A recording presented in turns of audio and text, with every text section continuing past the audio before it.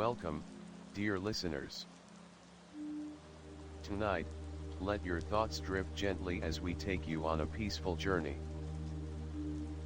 This is a space for calm, for quiet moments, and for the kind of stories that settle your heart and slow your breath. Make yourself comfortable, close your eyes if you wish, and allow the world to soften around you. Now, let's begin with tonight's story. Today's story is titled, The Door to Eternity. Chapter 1, The Call Beyond the Fog. There comes a moment in every life when silence speaks louder than the noise we've grown used to. For the longest time, Aldrich Vane had ignored that voice buried beneath the hum of city streets, the endless pinging of notifications, the blur of meetings and the weightless chatter of shallow greetings. But one gray autumn morning, as he sat in his high-rise apartment watching the fog roll over the skyline like ghostly waves, he finally listened. It wasn't just the fog outside that unsettled him. It was the fog within. At 37, Aldrich had achieved everything by society's measure. A successful editor-in-chief at a major publishing house, his days were scheduled down to the minute. His nights were spent trying to remember what peace felt like. Friends came and went like chapters in a book he hadn't written. Lovers, like subplots, never quite tied back to the core.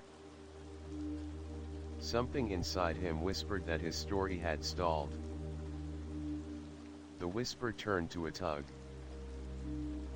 It began with dreams. Vivid dreams of quiet woods, mist-covered meadows, and an old stone house nestled at the edge of a forgotten forest. He didn't recognize the place, but it felt more like home than anywhere he'd lived. He saw flashes, shelves of worn books, a cracked teacup on a windowsill, the flicker of candlelight dancing on wooden beams. By the third night, he had stopped ignoring them. He opened a map, not a digital one, but an old, creased paper map he had picked up from a flea market years ago. His fingers traced rivers and valleys, mountains, and coastlines, until they paused over a nameless patch of green far from any city. Something about it felt right. He circled it with a red pen.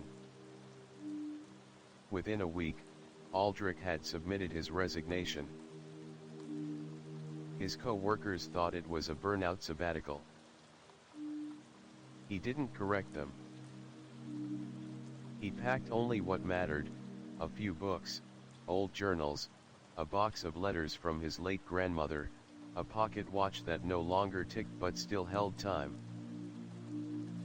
The rest he left behind: furniture, accolades, clothes he hadn't worn in years. The life he'd built began to look less like a monument and more like a cage. The journey was long, winding through narrow roads and forgotten villages, each one quieter than the last. Autumn was in full bloom now, the leaves burning gold and crimson as if the trees themselves had caught fire in preparation for sleep. The deeper he drove into the countryside, the lighter his chest felt. It was as if the noise of the world had been peeled away, layer by layer. He passed fields dotted with wild horses, forests that looked like they'd been pulled from fairy tales, and old signposts rusted by time. The GPS had stopped working hours ago, and he had no signal, but he wasn't afraid. The silence was a balm. Eventually, he reached a gravel road nearly swallowed by moss and mist. At the end of it stood a small stone cottage, just as he had seen in his dreams. Ivy clung to the walls like a living memory. The roof sloped slightly to one side. One shutter hung loose. Smoke rose faintly from the crooked chimney, though no one was supposed to be there. He parked the car and approached cautiously, heart pounding. The wind stirred the tall grass, carrying with it the scent of pine and something faintly sweet lavender, perhaps. The door creaked open as he pushed it gently. Inside, the house felt lived in, but not recently. Dust hung in the air like memory. A fire still smoldered in the hearth, and a note sat on the table. Aldrich, welcome home. We've been waiting. No name. No signature. Just those words. A cold shiver ran down his spine, not of fear, but recognition. Something deeper. Something older. He sat by the fireplace that evening, staring into the flames, clutching the note in his hand. The shadows danced along the walls like old ghosts. As the fog settled outside the windows and the wind howled softly in the distance, Aldrich knew, his journey was not about escape. It was about remembrance. Here, beyond the fog, a different story would begin. And this time, he would write it slowly. Not for others. For himself. Chapter 2, The Road Hidden in Leaves. The next morning arrived like a whisper. Aldrich awoke not to the blare of city alarms or the murmur of traffic, but to birdsong foreign to his ears yet strangely comforting. For a moment, he didn't move. His eyes traced the beams of golden morning light slipping through the sheer curtains, falling in quiet patterns across the wooden floor. Dust motes floated lazily, glowing like tiny fireflies. Was it real? The scent of old pine and wood smoke confirmed that it was. He had slept deeply, perhaps more soundly than he had in years. No dreams, no tossing or turning, just a darkness soft and enveloping like velvet. As he sat up, his fingers brushed the note left on the table the night before. Aldrich, welcome home. We've been waiting. He read it again, trying to decipher the handwriting slanted, gentle, and eerily familiar. The house was humble, yet each corner seemed to carry a weight of memory. The walls were thick stone, patched with lichen in some places, as though nature herself had tried to reclaim it.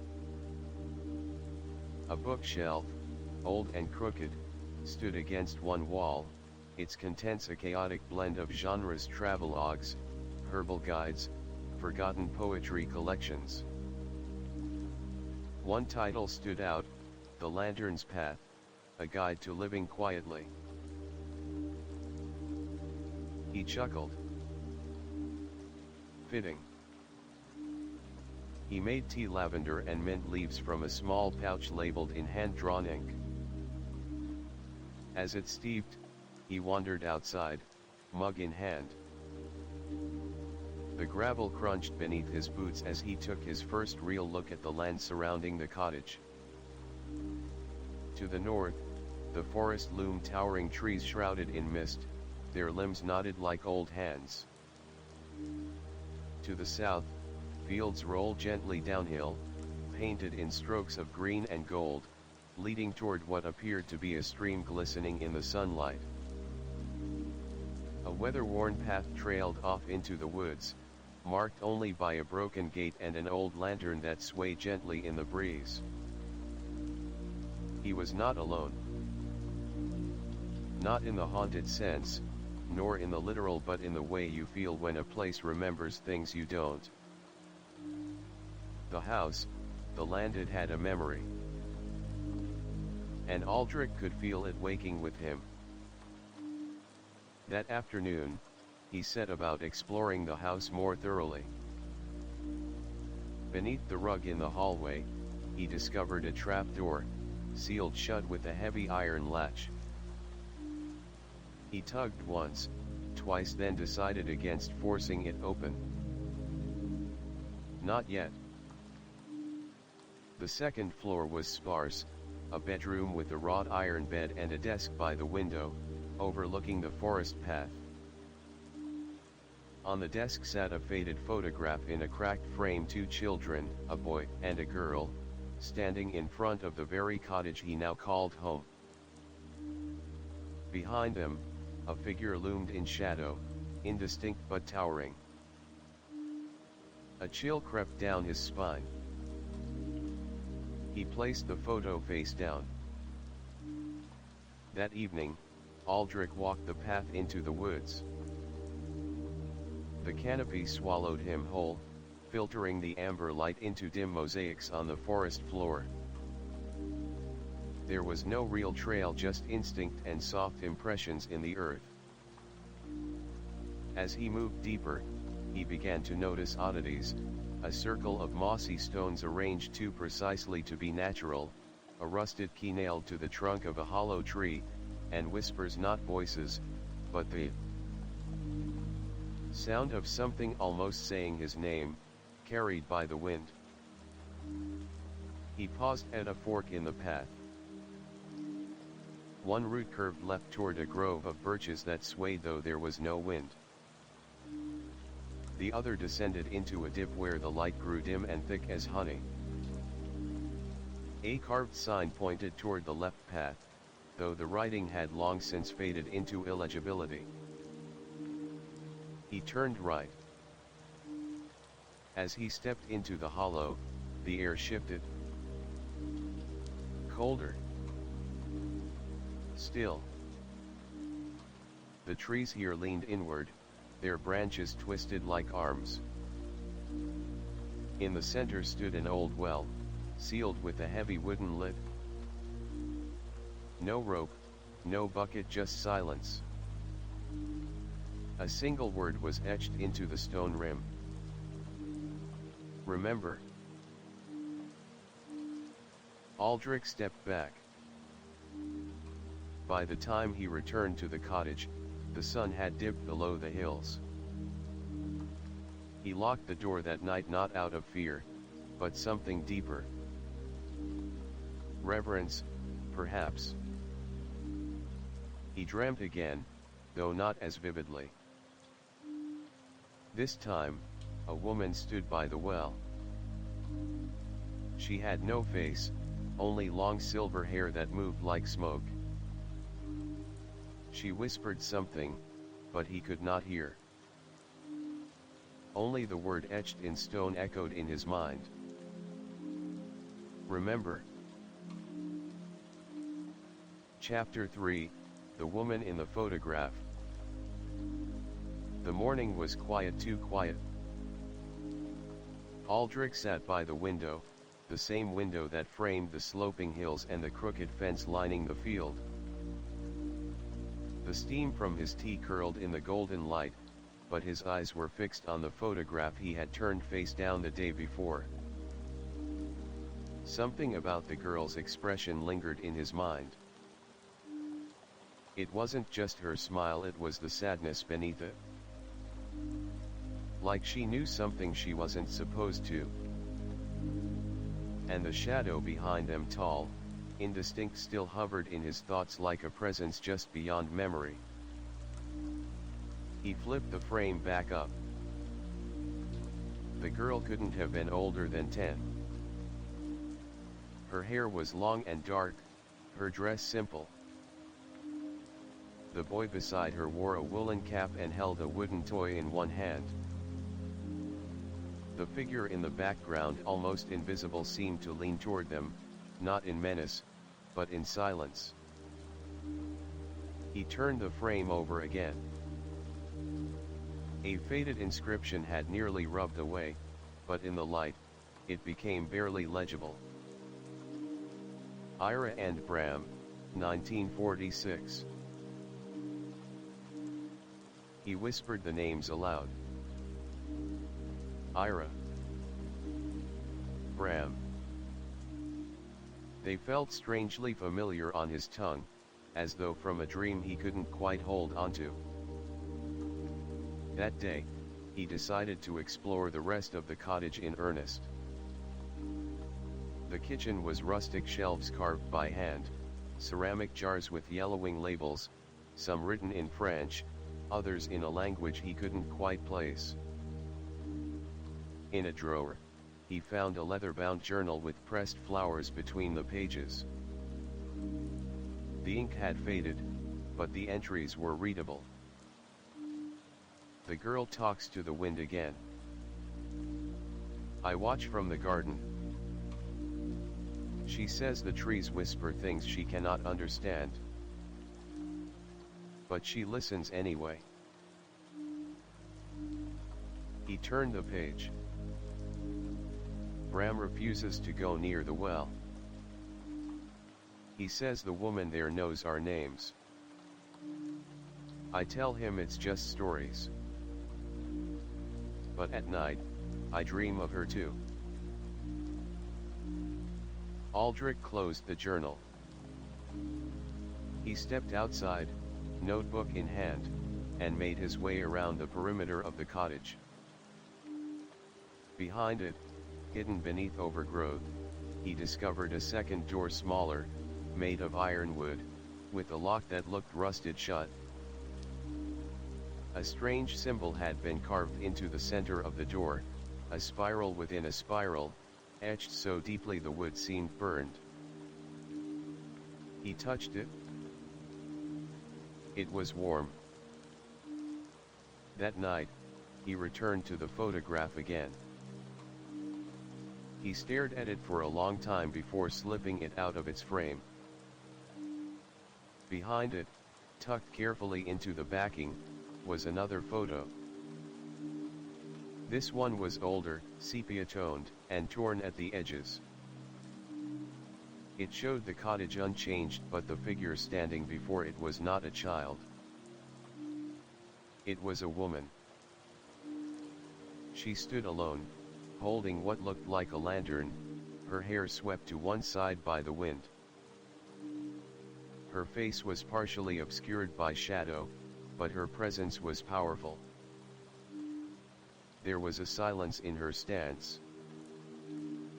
A warning. A knowing. Written beneath the photo, in faded pencil. Ira. Before she vanished. Aldrich felt his breath catch. The light flickered in the fireplace. He turned, suddenly aware of how cold the room had become. The wind outside howled not a breeze, but a moan, low and sorrowful. The walls creaked. The floor whispered beneath his feet. Something shifted in the cottage, not in form, but in feeling. As if something had awakened. He slept restlessly that night, wrapped in layers, the photograph clutched beside his bed. And he dreamed again. This time, the woman stood at the edge of the woods. Her lantern glowed faintly, casting long shadows across the trees. Her eyes were the only thing visible, piercing, silver, sad. She held out a hand, beckoning. When he stepped forward, the ground gave way beneath him. He woke with a gasp. The first thing he noticed was the smell of lavender in the air. The second was the trail of small, wet footprints leading from the door to the base of his bed. They were barefoot. Chapter 4, The Footprints Beneath the Floor. Morning came with a breath of frost. Aldrich stood in the center of the room, staring at the faint trail of wet footprints. Each one was small, far too small to be his, and yet, the pattern was clear. They began at the back door, wound across the wooden floor in a hesitant arc, and stopped at the base of his bed. He hadn't left the door unlocked. He was sure of it. Kneeling down, he touched the wood. Damp. The prints were real. He opened the door slowly. Cold air rushed in, biting his skin. The world outside was veiled in white overnight. The first true snowfall had descended upon the land. It blanketed the hills and trees, silencing everything. No sound of birds. No rustle of wind. Just the hush of snow and the weight of something unspoken. The footprints didn't lead outside. They began inside. Back in the cottage, Aldrich examined the floor more carefully. One of the old planks near the fireplace looked slightly loose, barely a shift, but enough for someone trained in observation to notice. He pried at the edge with a fireplace poker. The wood groaned, and with a soft snap, the plank lifted free. Beneath it was a shallow hollow, lined with linen. Inside, wrapped in a faded handkerchief, was a delicate locket and a letter. The locket was tarnished silver, shaped like a crescent moon, with an inscription on the back. For Ira. Until the stars forget. He opened the letter with trembling hands. If you're reading this, then you've come to the place where silence lives. Ira isn't gone, not truly. She waits, as we all do, beneath the frost, between the breadths of the trees. You must not forget her name. Memory is the only lock she cannot escape. There was no signature. Aldrich stared at the letter, heart pounding. Until the stars forget. The snow continued to fall outside. All day, it whispered against the windows. The sky remained pale and low, as though pressing gently upon the earth. Inside the cottage, the fire burned steadily, but there was an unease in the warmth. A tension like something was waiting. That night, Aldrich placed the locket on the desk upstairs. He lit a single candle beside it and sat, pen in hand, attempting to write something in his journal. But the words wouldn't come. Instead, he found himself drawing spirals.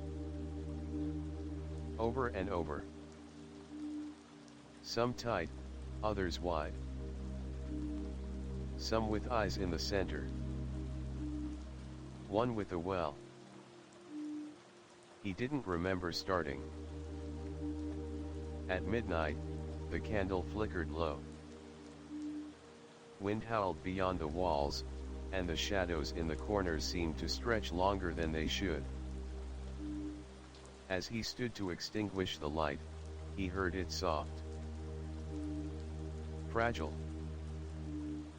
A child's voice. Aldrich. He froze. The voice came from beneath the floor. He dropped to his knees, ear pressed to the wood. Nothing. Then. Tap. A single, soft knock. From below. Tap. Tap. 2 more. Against his better judgment, he lifted the plank again. This time, there was only dark. Not a hollow an opening. A narrow crawl space descending into earth. It hadn't been there before. He was sure of it. He fetched his flashlight. The beam cut through the black, revealing a narrow staircase, stone steps, crumbling at the edges, descending deeper than the cottage should allow. He hesitated, then stepped in. The air grew colder as he descended. The scent of old moss and damp stone filled his nose. The stairs twisted once, then opened into a small chamber. It was lined with shelves, books, jars, bones, feathers. At the far end stood a pedestal with a single object atop it. A child's shoe. And beside it, scrawled on the wall in chalk, "You followed. She's pleased." The flashlight flickered. Footsteps echoed from above. He spun around, heart hammering. But there was no one. When he returned upstairs, the candle had been extinguished. The locket was gone. And in its place, written on the mirror in faint frost, "Until the stars forget." Chapter 5, Whispers in the Snowlight. The next morning, the world lay still beneath a blanket of snow so pristine it looked untouched by time. Aldrich stood on the porch of the cottage, the cold biting his cheeks, and listened. Not for the chirping of birds, they were gone. Not for the rustle of wind, it had ceased. But for something deeper. Something just beneath the surface. He had not slept. All night, he had paced the wooden floor, flashlight in hand, waiting for another sound, another voice, another sign. But the house had offered nothing more, just the echo of his own breathing and the distant creak of settling beams. Still, the image of that crawl space remained burned in his mind. The child's shoe. The message on the wall, "You followed. She's pleased." And the frost-written warning, "Until the stars forget."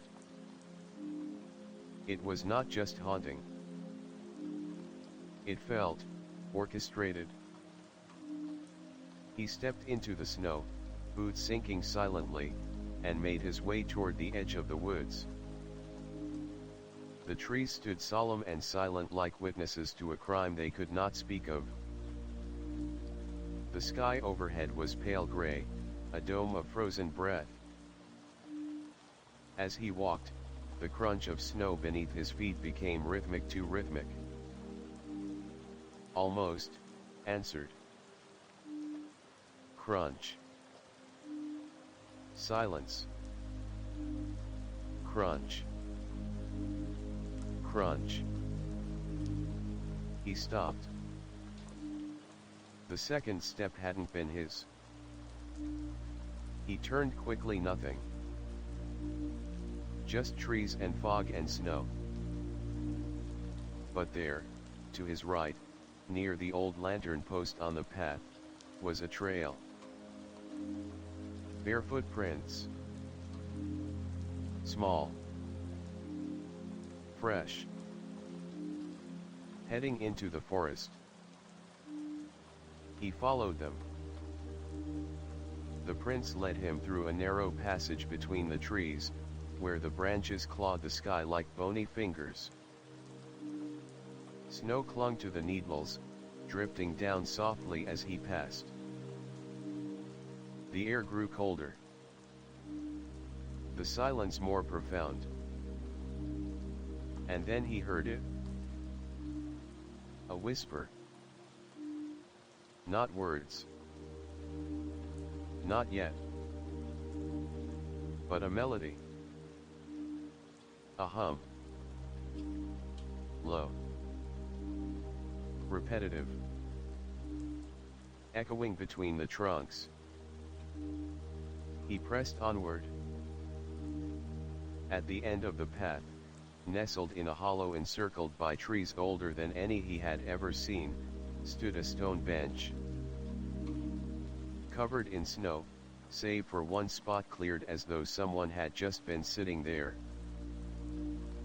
Beside it lay a music box. Intricately carved from dark oak, with inlaid silver patterns forming spirals, stars, and moons.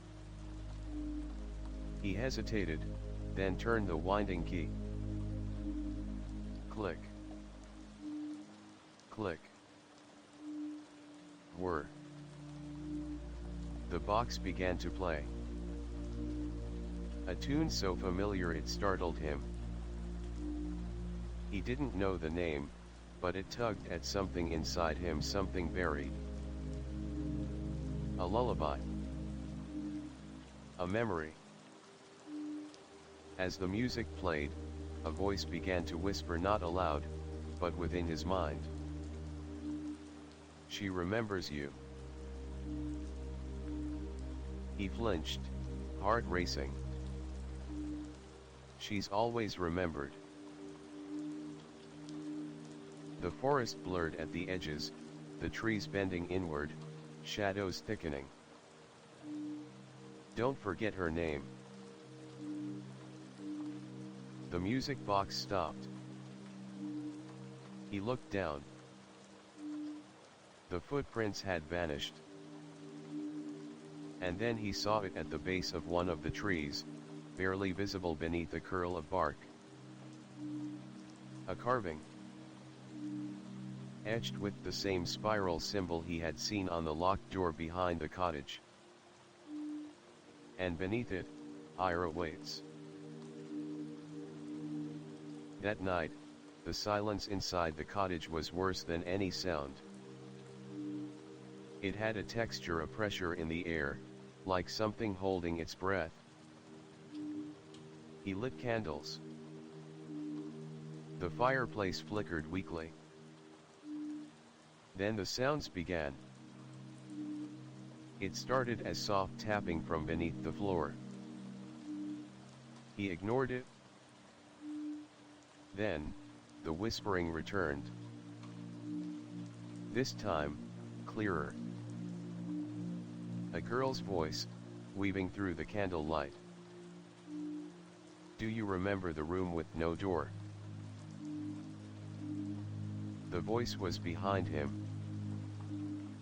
He spun around. Nothing. Then from the hallway, thud. Footsteps. Slow. Measured. He followed them, down the stairs, back to the crawl space. The trapdoor stood open, waiting.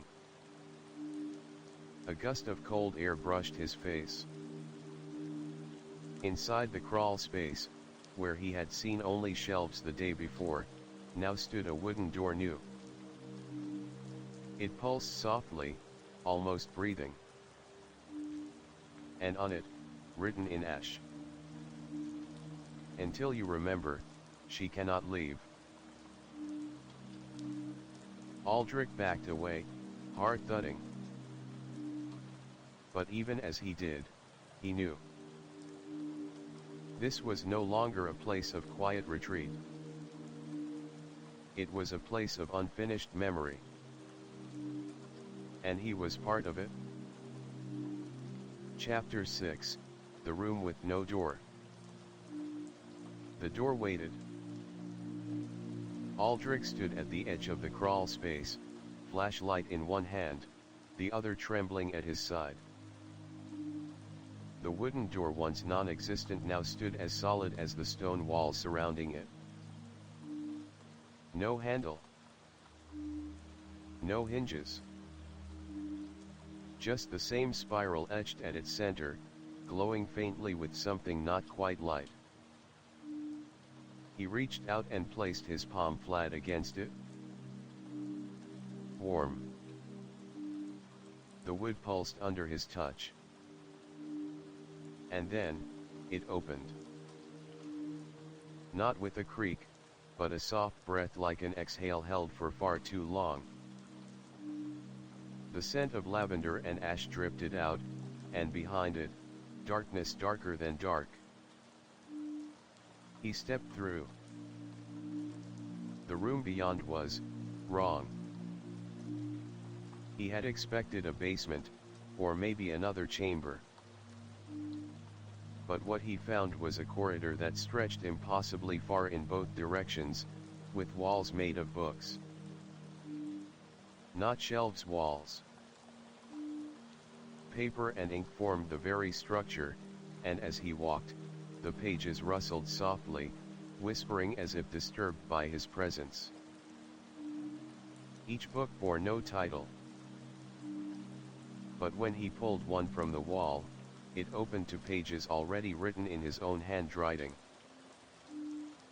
He read. She stood by the well again. The moon caught in her hair like silver threads. She whispered his name, but the wind swallowed it. He was not ready to remember.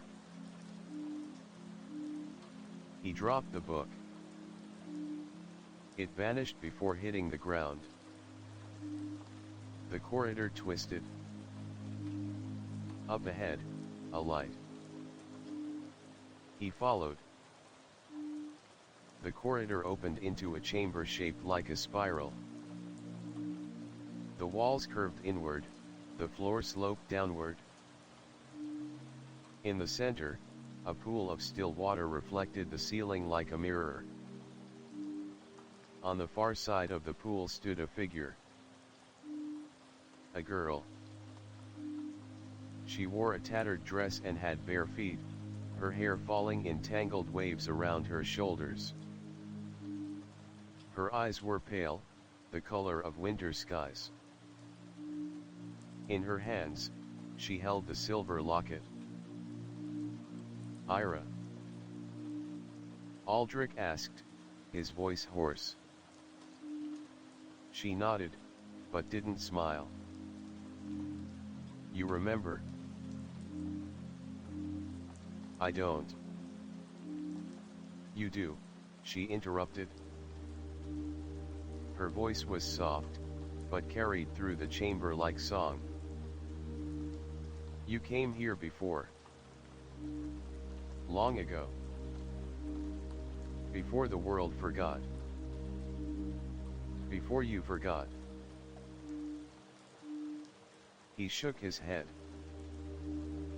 That's not possible. You were Bram. The name slammed into him like thunder. He staggered back.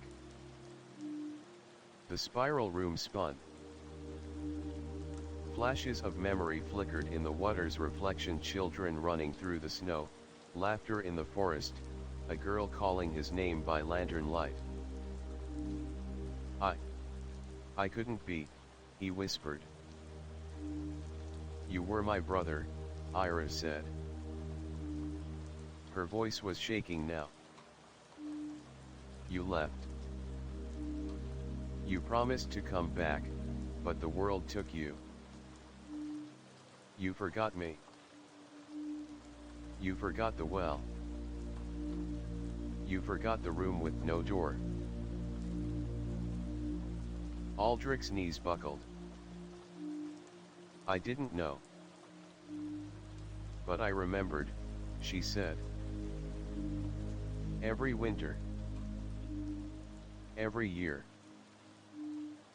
I waited in the snow light. I waited where time folded inward. I waited until the stars began to forget. Tears stung his eyes. How? He choked out. Ira stepped forward, knelt by the pool, and touched its surface. The reflection changed. Now it showed a boy, him running from the forest, a lantern in hand, calling back to a girl who stood crying beside a well. Then lightning. A scream. Then nothing. A rift between years.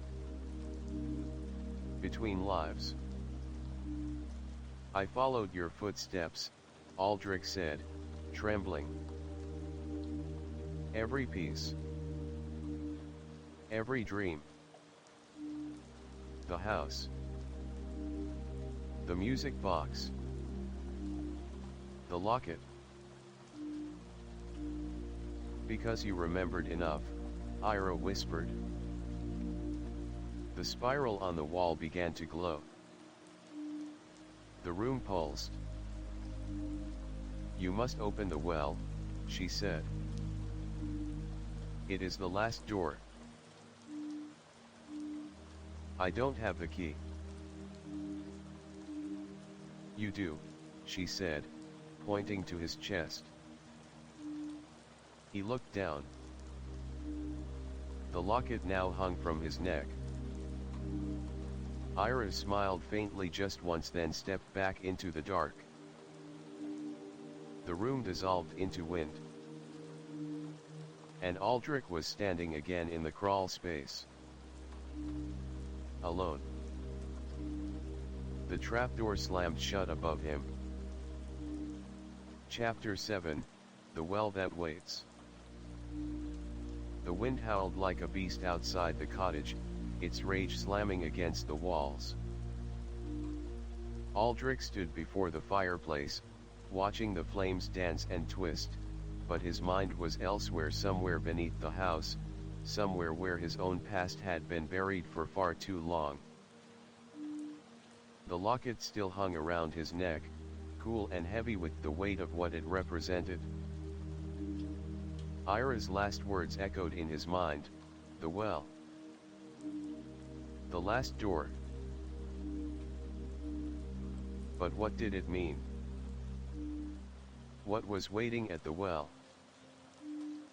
As the storm outside grew fiercer, he could feel the pull of it, like the tide drawing him in. Something inside him, something deep and ancient, was stirring.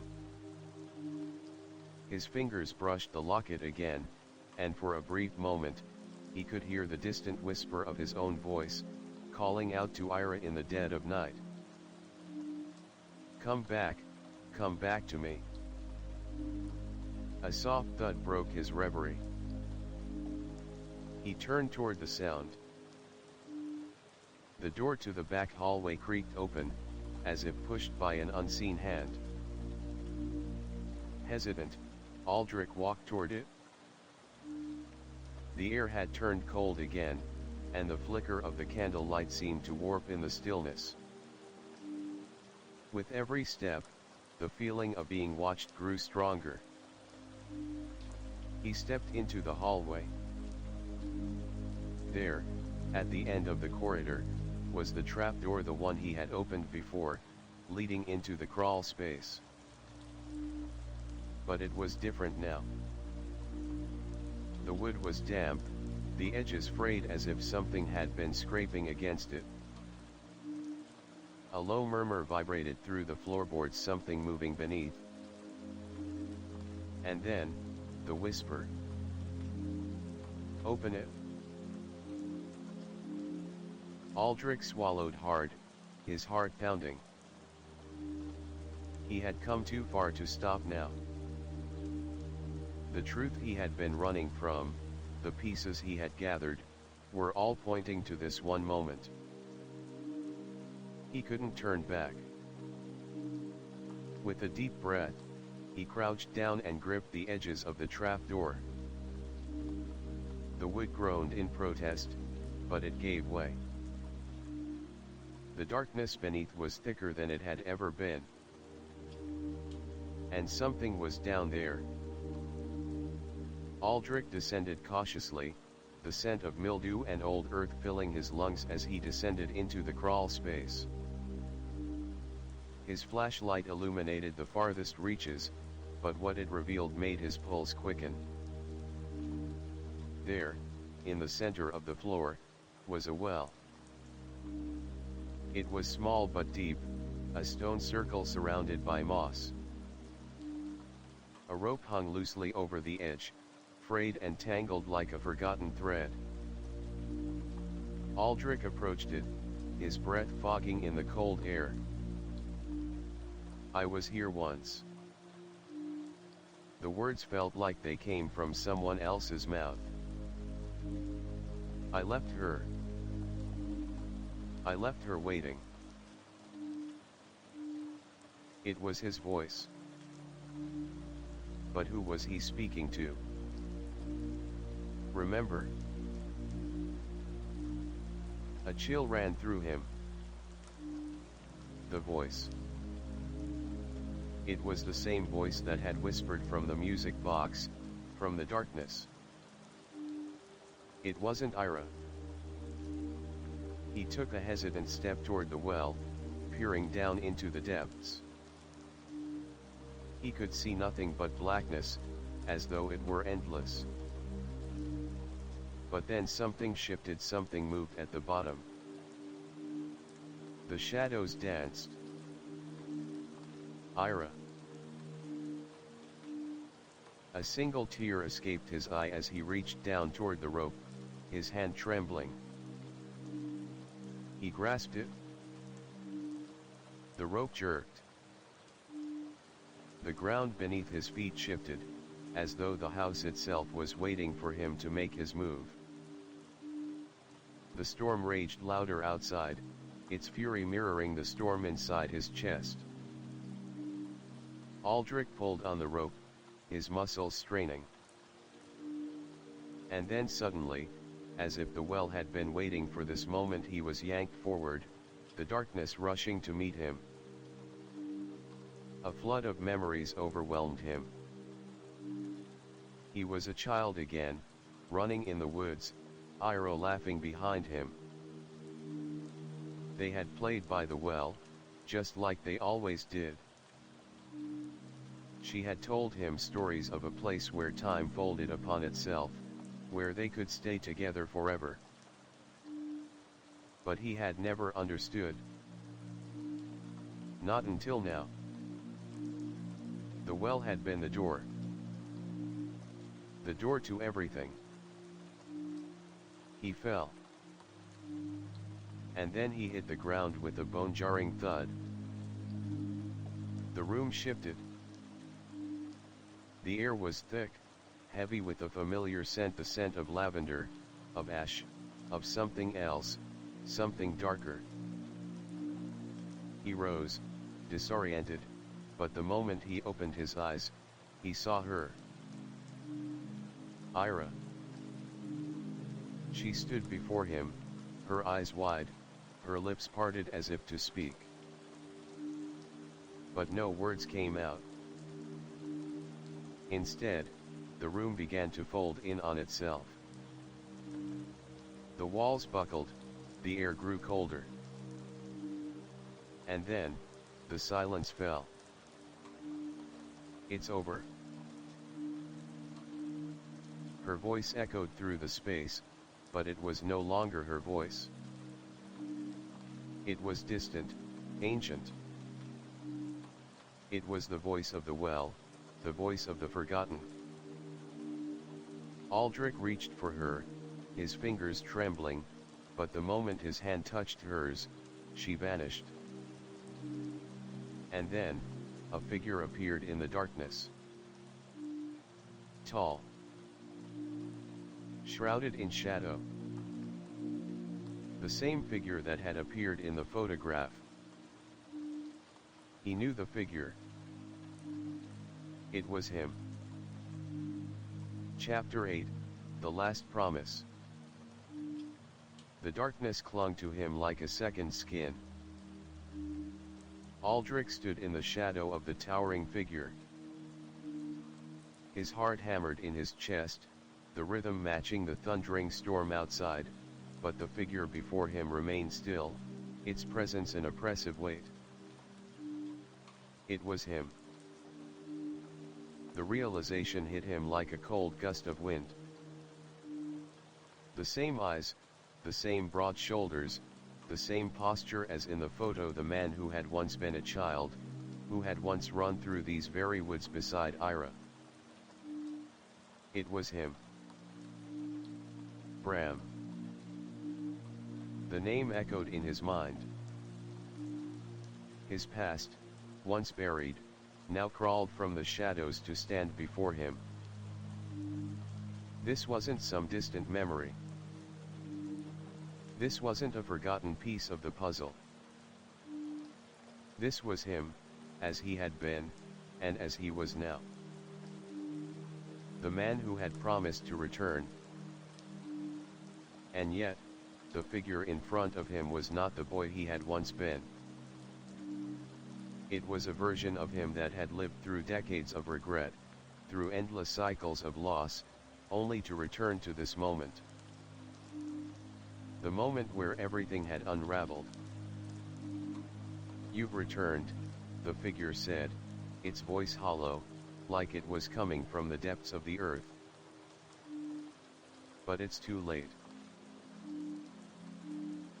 Aldrich's breath caught in his throat. Too late for what?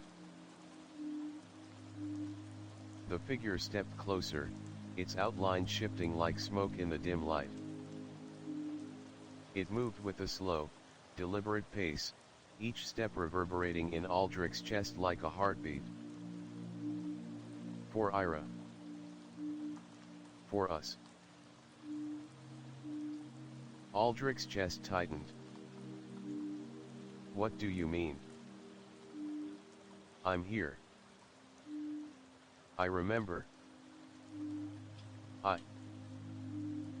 You weren't supposed to remember." The words hung in the air like a death sentence. Aldrich stepped back, his mind racing. What was this thing? Why was it wearing his face?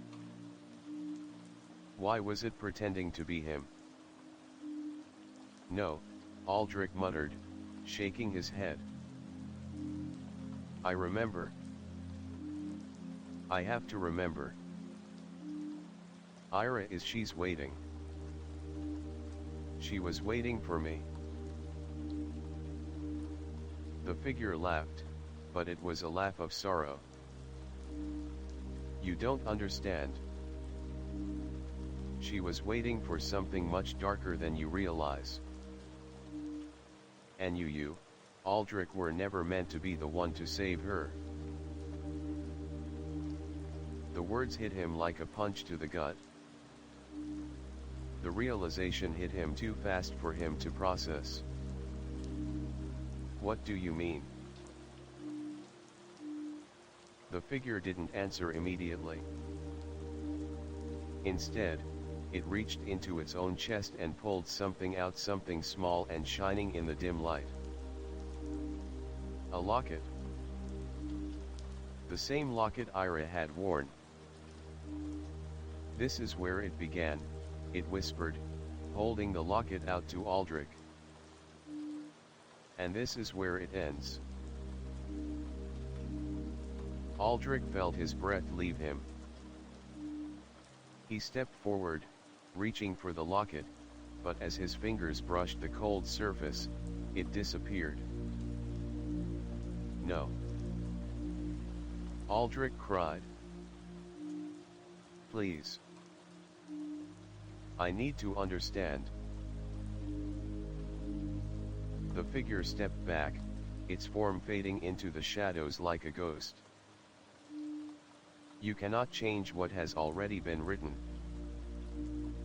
You cannot change what you have forgotten." And with those words, the darkness seemed to swallow it whole. Aldrich stood alone, his heart racing in his chest. His hands trembled as he reached for his own chest, feeling for the locket that had once hung there. But it was gone. He was empty, as if he had never possessed it in the first place. "Ira," he whispered. "I'm sorry." The winds outside howled louder than ever before. The storm was at its peak, the very sky above him unraveling with each passing moment. Yet, the only sound he could hear now was his own voice lost in the silence. He turned and walked toward the well, the pull of it greater than ever. The memories of his past, of Ira, and of the promise he had broken, weighed heavily on him.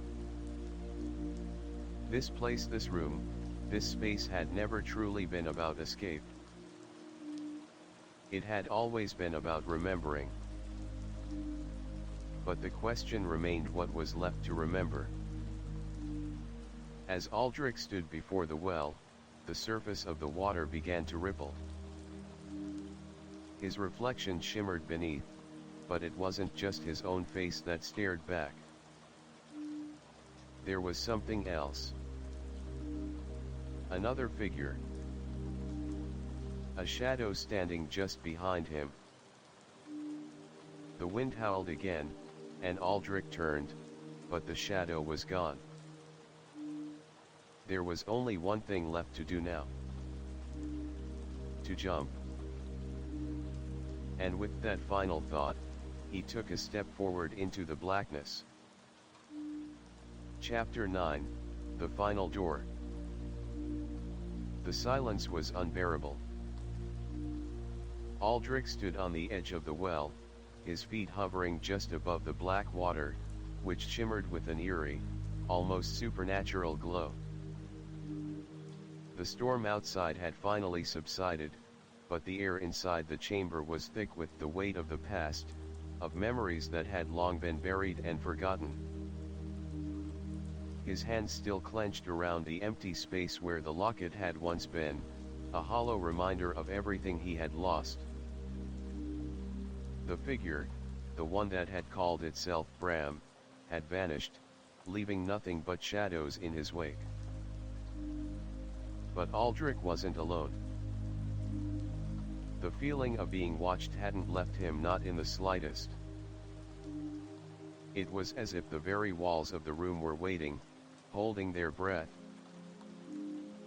He glanced around, but the room remained unchanged, same spiraling walls of ancient books, the same pool of water reflecting only the flickering light from the candles around him. And yet, there was something new, something different. A door. It stood at the farthest corner of the chamber, behind a veil of mist that seemed to pulse with every breath Aldrich took. He hadn't noticed it before, but now it loomed there, as if it had always been waiting for him. The door was ancient, carved from dark wood, with strange symbols etched into its surface. The spiral symbol that had haunted him since the beginning was engraved into the center, glowing faintly in the dim light. A door that had not existed before. A door that beckoned. Aldrich's heart raced as he took a step toward it, his body moving without thought, as if the door had already decided for him. His fingers trembled as they brushed the surface of the door, and for a moment, the symbol seemed to shift, the wood warming beneath his touch. Then, the door opened. Not with a creak, but with a sound like the wind itself sighing, as if it were releasing a long-held breath.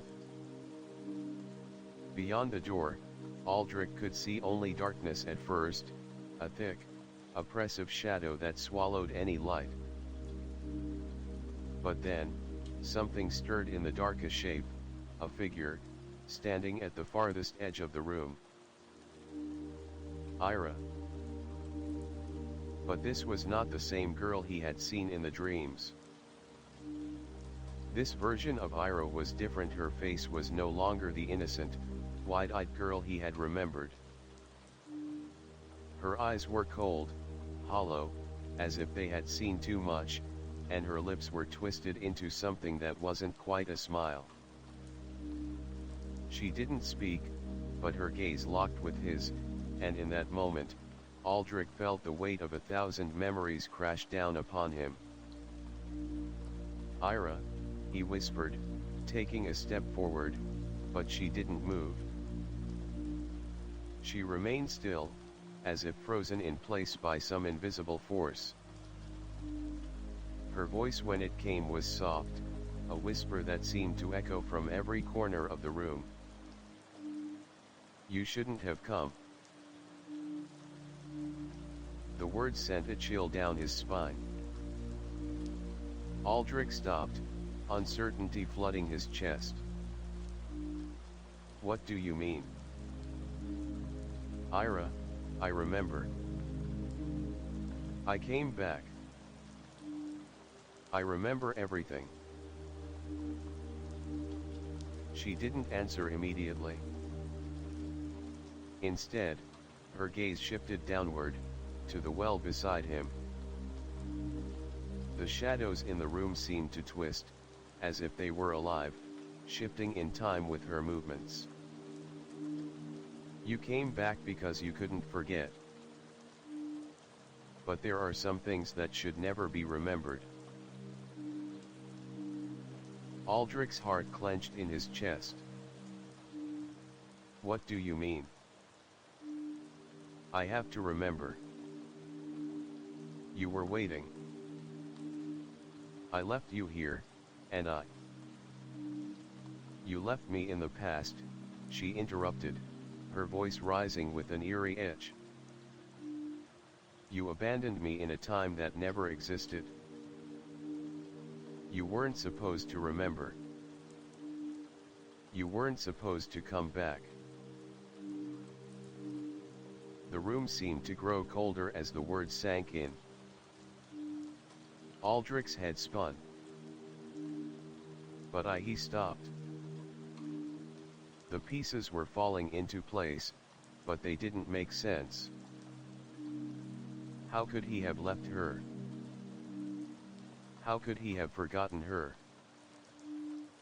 You were never meant to save me, Aldrich, she said, her voice now a soft, broken whisper. You weren't meant to remember what happened. But I did remember. I came back. I found you.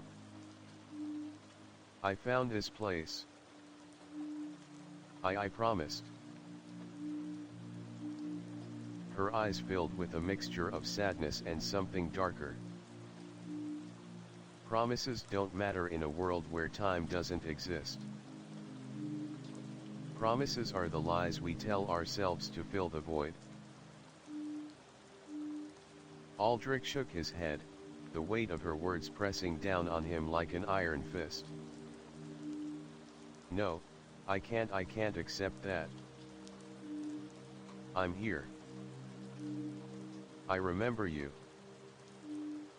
I remember us. Ira's lips parted as if to speak, but before she could, the room shifted. The shadows seemed to close in around them, the walls breathing, warping. The ground beneath Aldrich's feet trembled. Remember this, Aldrich. You are not the one who was meant to open the final door. You are the one who was meant to close it. The darkness surged toward him, and in that moment, he understood. The well. The locket. The promises made and broken. The final door was not for him to open. He had been brought here not to fix the past but to end it. With that realization, the world collapsed. Aldrich fell to his knees, his hands gripping the cold, wet stone beneath him. The shadows twisted, consuming everything in their path. His voice faltered as he whispered, "I'm sorry." The door behind him slammed shut, and everything went black. Chapter 10, The Dream of a Quiet Soul. The world had gone still. Aldrich stood in the center of the empty room, the same one where Ira had once stood. The shadows had faded. The wind had stopped. The storm that had raged outside had vanished, leaving only the soft, gentle quiet of a world at rest. It was a silence that felt eternal. Aldrich had no memory of how he had reached this point, only that it felt like he had been here forever, trapped in a loop of forgotten moments, lost between the folds of time. He no longer remembered the path he had taken, the decisions he had made, or the promises he had broken. He felt as though he were waking from a dream, but it wasn't the kind of dream that ended with dawn. No.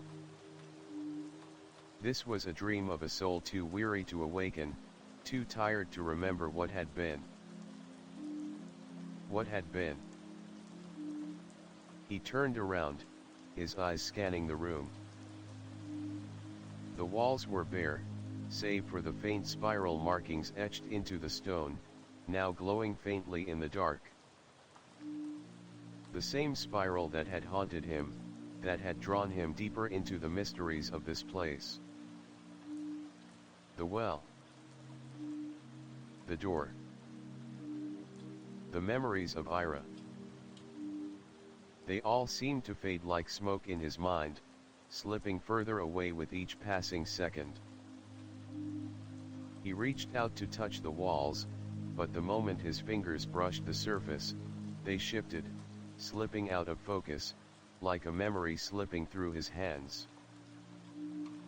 No, not yet. Aldrich closed his eyes, taking a deep breath.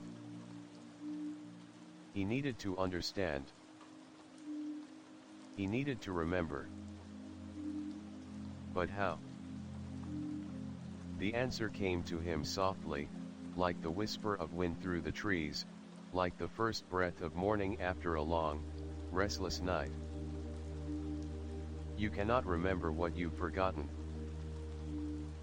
The voice was not Ira's. It was something else, something ancient, something that had been with him from the beginning. He opened his eyes to find that the room had changed again. The walls had receded, leaving only a vast, empty space. And there, in the center, was the well. The same well he had seen before, but this time it was different. The water shimmered with a light that did not belong to the world. It was the final door. Aldrich felt the pull again. Not of the well, but of the darkness surrounding it. The shadows that whispered his name, the emptiness that had followed him since the moment he had stepped into this place. It's time. He stepped forward. The well loomed before him, and for the first time, he didn't feel afraid. He understood now. The well wasn't just a place. It was a symbol. A reflection of everything he had been. Everything he had forgotten. Everything he had failed to save. And yet, in that moment, he realized that none of it mattered. Because the only thing that truly mattered was the silence that followed. The quiet that had been waiting for him all along. He knelt beside the well, staring into the water. His reflection stared back at him not as a man, but as a memory. A shadow of something that had once been. "I'm sorry, Ira." The words escaped him before he could stop them. But there was no answer. Only the silence. And then, in the depths of the well, he saw it. The spiral. It began to glow, bright and consuming, pulling him in. And for the first time, Aldrich understood. This was not the end. This was the beginning of the end. The place where the past and the future collided. Where he could no longer escape. "It's over," he whispered, and the words echoed through the chamber, through the water, through the silence. But no one answered. Chapter 11, The Echoes of Time. The silence was no longer just an absence of sound. It had become a presence, a thick, suffocating weight pressing against Aldrich's chest. The chamber around him had dissolved into shadows, and the faint spiral on the wall seemed to pulse, its rhythm matching the beat of his heart. The well stood before him, no longer just an object, but a living thing, alive with memories, alive with pain. And as Aldrich stood there, still and silent, he realized that the well had always been more than it seemed. It wasn't a well of water, it was a well of time. A portal. A passage. A door to everything that had come before him, and everything that would follow. He reached out, his fingers brushing the edge of the well. The water beneath the surface shimmered, shifting like liquid glass. And then, a face appeared, familiar, yet strange. "Ira." She stared up at him from the depths, her eyes wide, her mouth open, but no sound came from her. The water rippled, distorting her image, and for a moment, it seemed as though she were reaching for him, as though she had been waiting for him all along. Aldrich's breath caught in his throat. He felt the pull, the same pull that had drawn him here from the very beginning. The same pull that had led him down this path, through the storm and the darkness. The same pull that had kept him locked in a cycle of forgetting and remembering, of losing and finding. "Ira," he whispered, his voice breaking the stillness.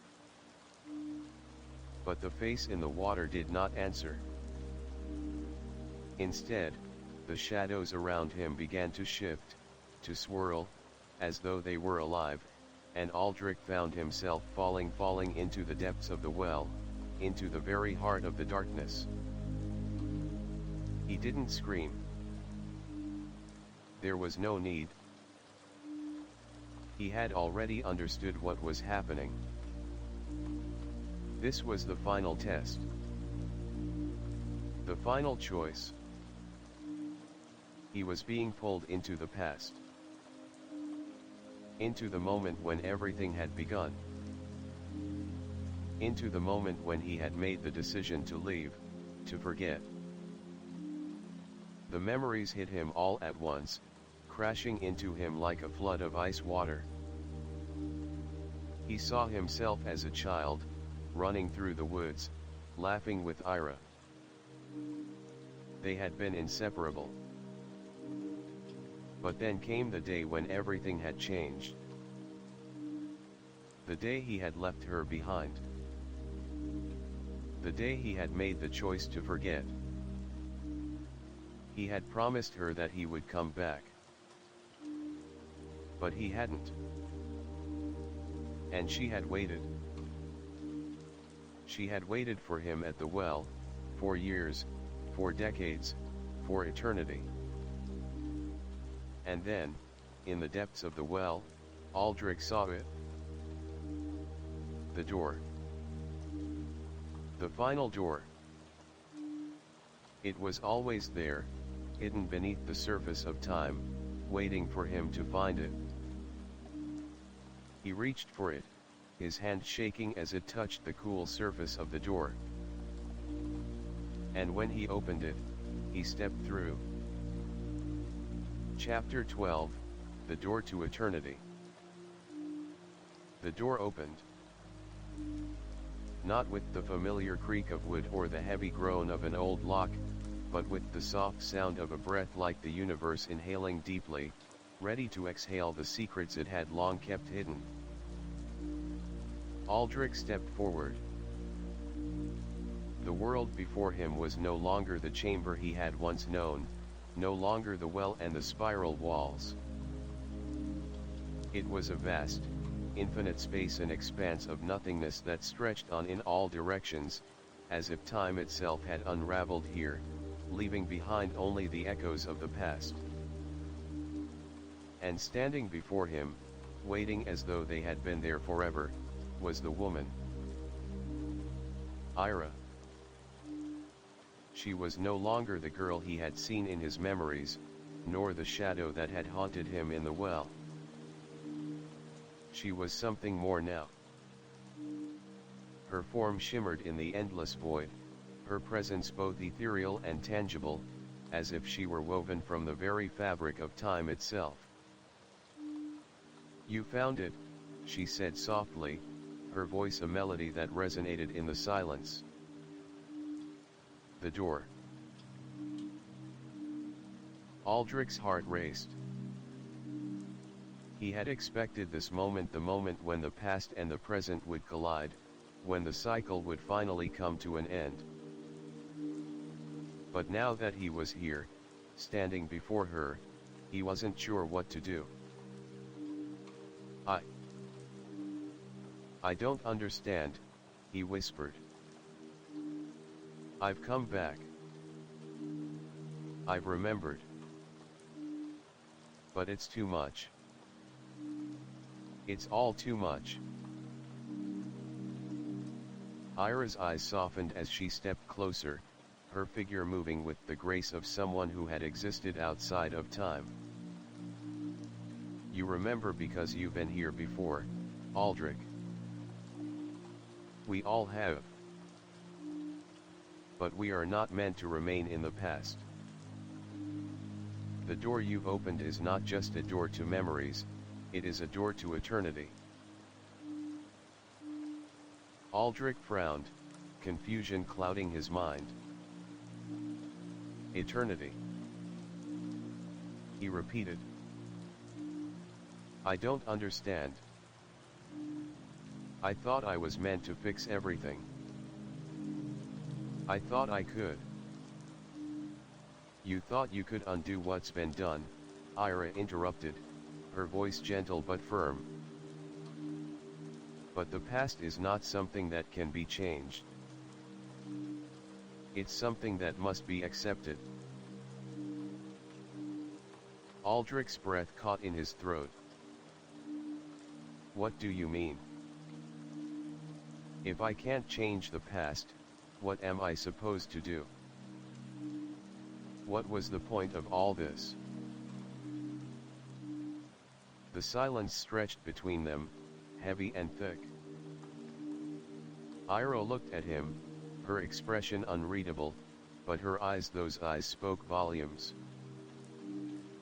There was a deep sadness there, a knowledge of things he hadn't yet understood. "The point, Aldrich," she said, "was never about changing the past. It was about understanding it. It was about realizing that you, too, are a part of this cycle, this loop of time, of memories, of loss. You've been searching for something, haven't you?" He nodded, the weight of her words sinking into his chest. "I've been searching for you," Aldrich said, his voice shaking. "I've been searching for answers. for a way to make things right. And yet, all you've found is that nothing is ever truly right, Ira whispered. Everything has a beginning and an end, Aldrich. Even memories. Even us. He felt a wave of grief wash over him, but it was not the grief of loss. It was the grief of understanding. For the first time, Aldrich realized that there was no escaping the past, no matter how much he wished to. The past was part of who he was, part of who Ira had been, and no matter how far he had traveled, it would always be with him. "Why didn't you tell me?" he asked, his voice trembling. "Why didn't you warn me?" Ira's gaze softened, and she stepped closer, her hand reaching out to touch his. "I couldn't. Because you weren't ready to know." Aldrich closed his eyes, feeling the warmth of her hand against his skin. "Then what do I do now? What is the point of all of this?" "The point," she said, "is to let go. Let go of the past. Let go of the pain. And understand that the only way forward is to embrace what's left. The door to eternity isn't just a door to the past. It's a door to everything that comes after." Aldrich opened his eyes, looking into her face. For the first time, he understood. He had been searching for answers, yes. But what he had truly been searching for was peace. Peace with the past. Peace with himself. And with that understanding, he felt something shift within him. A weight lifted. The shadows that had clung to him for so long faded into the light, leaving behind only the faintest echo of memories. "I don't want to forget you," Aldrich whispered. "You don't have to," Ira replied softly. "You never will." She stepped back, her figure beginning to dissolve into the mist. "But you must choose, Aldrich. Will you continue searching, forever lost in time? Or will you step through the door and find the peace that lies beyond?" Aldrich looked at the door, the glowing spiral calling to him once more. It was not a door to escape. It was a door to the future. To everything that awaited him beyond the threshold. With a final glance at Ira, he stepped forward. And the door closed behind him. Chapter 13, The Path Beyond the Door. Aldrich had stepped through the door. At first, it felt like nothing at all. Just emptiness, like he was floating between two realms, the weight of the past and the promise of the future hanging like a delicate thread in the air. He could no longer hear the wind howling, the storm raging, nor the silence that had engulfed him before. It was as if everything had paused, as if the world itself had suspended its breath. Then, the world shifted. A sudden warmth wrapped around him, a soft glow filling the space. Aldrich blinked, adjusting to the new light, and as his vision cleared, he found himself standing on a narrow path. It was made of stone, worn smooth by years of use. The path stretched out before him, winding through lush, vibrant greenery. Trees with thick trunks and broad leaves towered above him, their branches swaying gently in the breeze, though there was no sound, only the subtle hum of the earth beneath his feet.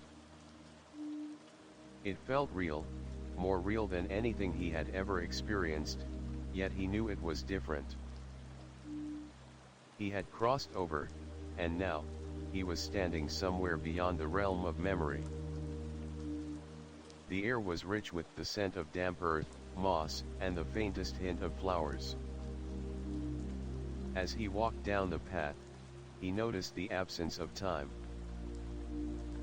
The sun hung low in the sky, casting a warm golden light, yet there was no clear indication of day or night. The colors of the world around him were vibrant, yet everything seemed distant, like a dream he had forgotten upon waking.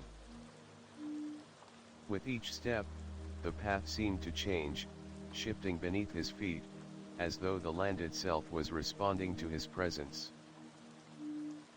The trees grew taller, their roots twisting and curling around stones, as if they were ancient guardians of this forgotten place. The further he walked, the more the sense of familiarity grew, as if he had been here before. And yet, there was something unsettling about it, something about the way the air seemed to pulse with secrets, urging him to keep moving, to follow the path to wherever it might lead. He couldn't stop himself. Ahead, the path split. One road veered to the left, leading deeper into the forest, its branches twisting overhead, creating a canopy of shadow and light. The other path, though narrow and winding, led toward a clearing bathed in golden light. In the center of the clearing stood a large stone archway, weathered by time but still standing tall. The archway seemed to call to him. He stepped toward it, unable to resist its pull. As he neared, he noticed something peculiar. Carved into the stone was a symbol he recognized, the spiral. The same spiral that had haunted him throughout his journey, the symbol of memories, of time, of everything he had sought and failed to understand. It was here, carved into the stone, a reminder of everything that had come before. Aldrich reached out and touched the arch. The moment his fingers made contact, the air around him shimmered. The world seemed to bend, and the ground beneath his feet gave way. He stumbled forward, catching himself just before falling through the archway. The world blurred, and then, like stepping through a veil, he found himself in a new place. This was not the same as before. The trees had vanished, replaced by a vast, endless plain that stretched to the horizon. The sky above was not blue but an ever-shifting canvas of colors, pinks, purples, and golds swirling together in a dance of light. There were no clouds, no sun, only this strange, unending twilight that seemed to envelop everything in its glow. Aldrich looked around, confused. This was a place beyond anything he had ever known. It felt timeless. As if this place had always existed, untouched by the flow of time, unmarked by the passage of centuries. He took a step forward, his heart pounding in his chest. It was as if he were walking through a dream that had no beginning and no end. The wind had ceased, and yet the grasses around him moved, as though the very earth was alive, breathing in rhythm with him. He walked for what seemed like hours, though he had no sense of time. The air was cool, but not uncomfortable. It was a strange calm that filled the space, an unsettling peace that felt both foreign and familiar at once. And then, He saw it. A figure in the distance. A woman, standing still in the middle of the plain, her back to him. Her long hair fluttered gently in the windless air, and her silhouette glowed with a soft light, as if she were made of stardust and shadows. She wore a simple dress, and in her hands, she held something that shimmered with an ethereal glow. Aldrich's breath caught in his throat. It was Ira. Her figure was indistinct, like a memory that had not yet fully formed, and yet, Aldrich knew it was her. It had to be. Her presence filled the air with something he couldn't quite explain, something familiar, yet entirely out of reach. He took another step forward, and the woman turned. Ira's eyes locked with his, and in that instant, he felt everything, every loss, every regret, every moment they had shared. He saw the pain in her eyes, the sorrow, the longing. But there was something else there too. Something softer. A sense of understanding, as though she had waited for this moment for longer than he could comprehend. Aldrich, she said, her voice carrying on the wind, though her lips did not move. You've come. He stopped. What could he say? What did this mean? I remember. No, Ira replied gently, her voice like a distant melody. You remember what you want to remember. But there is more to it than that. There is always more. Aldrich stepped closer, his heart racing. What do I need to do? What is this place? What happens now? Ira smiled, her expression both knowing and kind. What happens now is up to you. She extended her hand to him, and in that moment, Aldrich understood. This was not about finding the answers. It was about choosing them. About making the decision to face what lay beyond the door, beyond the past, and beyond the shadows that had haunted him. He reached out, his fingers trembling. The world began to shift again, this time in a way that felt final. And as his hand touched hers, Aldrich felt the weight of everything, the past, the future, and everything in between settle into place. Chapter 14, The Choice of Eternity. Aldrich stood there, his heart beating wildly in his chest, as Ira's figure shimmered before him, her outstretched hand still suspended in the air. The space around them felt endless, an infinite expanse that stretched far beyond what his eyes could comprehend. It was as if they were standing on the edge of existence itself, the boundary between past and future, life and death. His hand hovered just above hers, trembling. The weight of the decision pressed heavily upon him. What was he supposed to choose? What was the right choice? What had he come here for, if not for redemption, for resolution? I don't understand, Aldrich whispered, his voice breaking the silence between them. I remember. I remember everything. The promise I made. The pain I caused. The love I lost. Ira's eyes softened, and her lips parted to speak, but she did not move. The ethereal glow surrounding her faded slightly, and for a moment, The world seemed to pause, waiting for his answer. "You don't have to understand everything, Aldrich," she said softly, her voice like a breeze passing through a forgotten field. "But you have to choose. That is the only thing left." The words lingered in the air, and for the first time, Aldrich realized that this was not just about remembering the past. This was about the future. This was about the path he would take now, with everything he had learned, everything he had seen. But what was that path?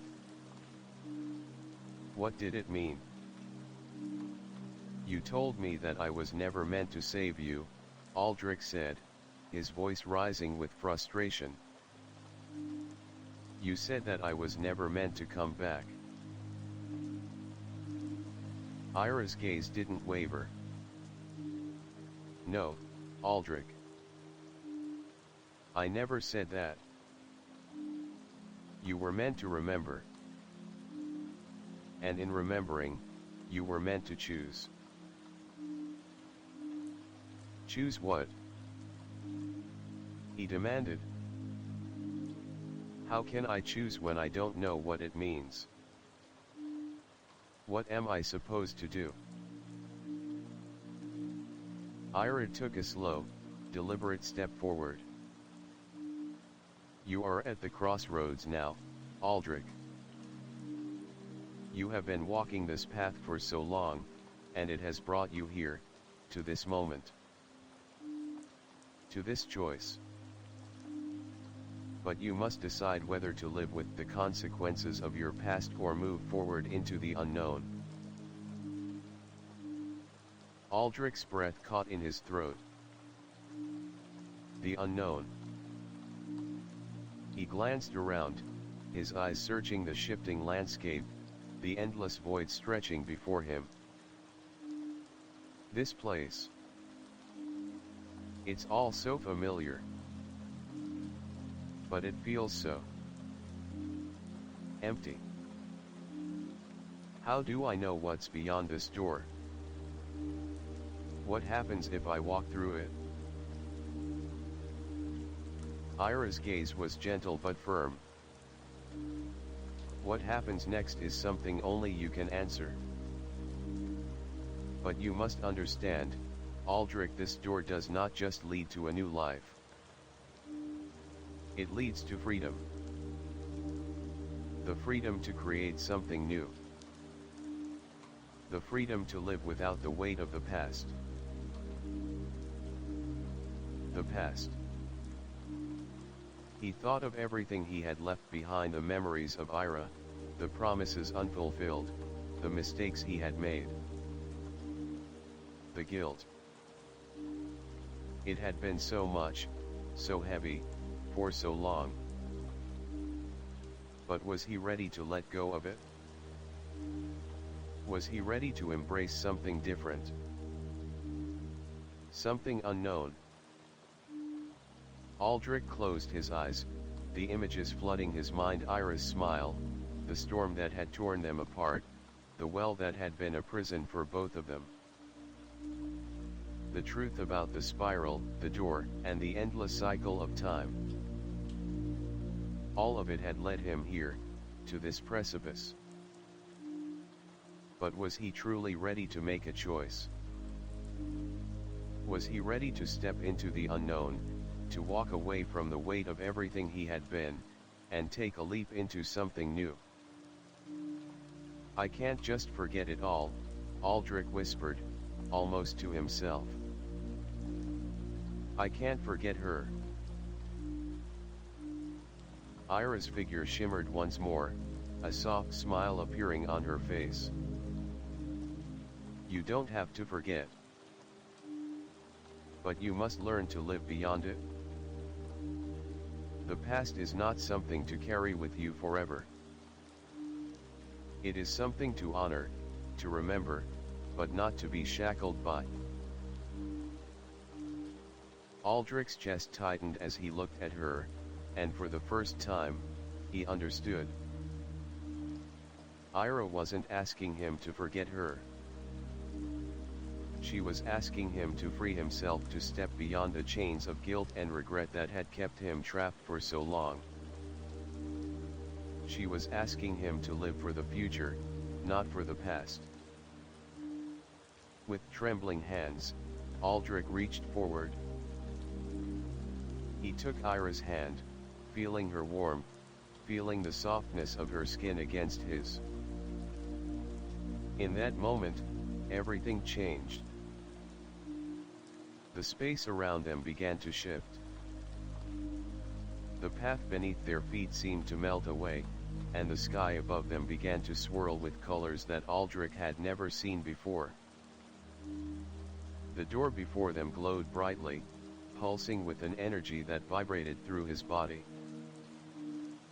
He felt as if he were standing on the edge of something vast, something powerful, something unknown. He had made his choice. The door wasn't just a passage. It was an opportunity to start over. An opportunity to leave behind everything that had held him back and move forward into the future, into a world where he could finally make peace with the past and embrace what was yet to come. Ira's figure began to fade, her form dissolving into the light. "Go, Aldrich," she whispered, her voice fading like a memory. "Live." And then she was gone.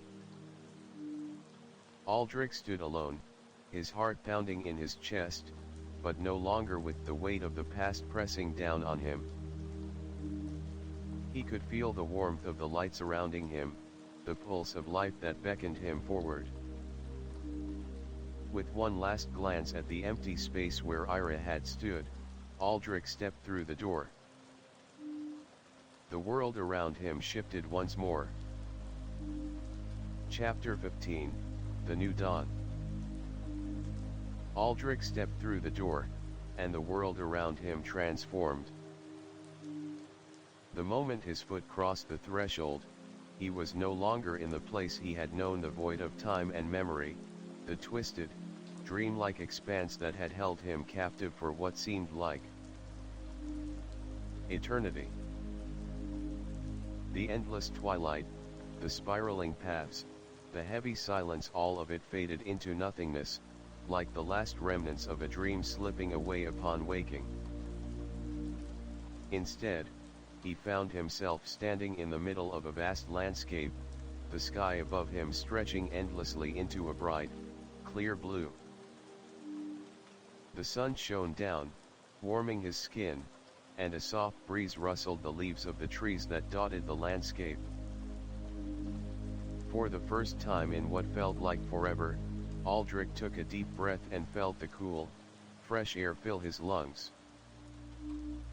He had not realized how suffocating the emptiness had been until now. It was a new world. The world before him was alive, vibrant,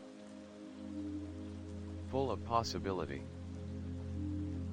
He could hear the chirping of birds in the trees, the rustling of grass beneath his feet, the distant sound of a flowing river. It was peaceful, serene, and yet Aldrich could feel the weight of everything that had led him here. He had made his choice. He had chosen to move forward, to leave the past behind and embrace the future, no matter how uncertain it might be.